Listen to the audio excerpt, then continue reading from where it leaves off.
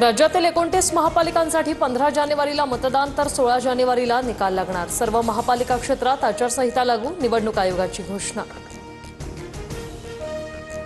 महापालिकांसाठी 23 ते 30 डिसेंबरपर्यंत उमेदवारी अर्ज दाखल करता येणार। 31 डिसेंबर रोजी अर्जाची छाननी तर 2 जानेवारी 2026ला अर्ज माघारी घेण्याची अंतिम मुदत असेल, आयोगाची माहिती।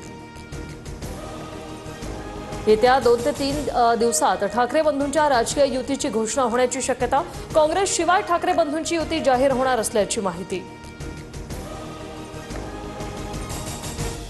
मारहाण करणाऱ्यांचं समर्थन करत नाही। काँग्रेस मुंबई महानगरपालिकेची निवडणूक स्वतंत्र लढणार। मनसेसोबतच्या युतीवर काँग्रेसच्या वर्षा गायकवाडांची स्पष्टोक्ती। मुंबईची जनता आम्हाला कौल देईल, गायकवाडांचा दावा। दोन्ही ठाकरे एकत्र येऊ द्या किंवा काँग्रेस त्यांच्या सोबत जाऊ द्या, आम्हाला फटका नाही। मुंबईकर महायुतीला जिंकवणार, मुख्यमंत्री फडणवीसांचं वक्तव्य।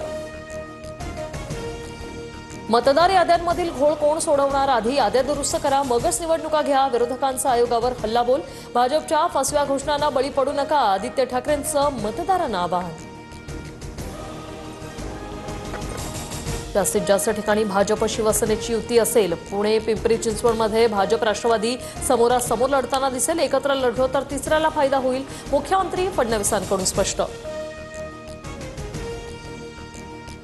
आम्हाला सन्मानाने जागा मिळाल्यास महायुतीमध्ये लढू, नाहीतर स्वबळावर, शिवसेनेच्या गुलाबराव पाटलांची भूमिका। दिल्लीत काहीतरी घडतंय, काही गोष्टी जाहीरपणे बोलणं योग्य नाही, पण 2029 पर्यंत नरेंद्र मोदीच पंतप्रधान राहतील, खासदार धनंजय महाडिकांचं सूचक विधान।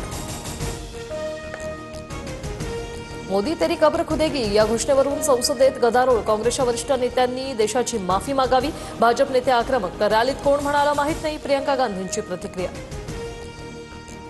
केंद्र सरकारने मनरेगा योजनेचं नाव बदललं। पूज्य बापू ग्रामीण रोजगार गॅरंटी योजना असं नाव असणार। रोजगार नियमांमध्ये बदल करून सरकारकडून 124 दिवस रोजगार हमी, तर आता दिवसाला 240 रुपये दिले जाणार।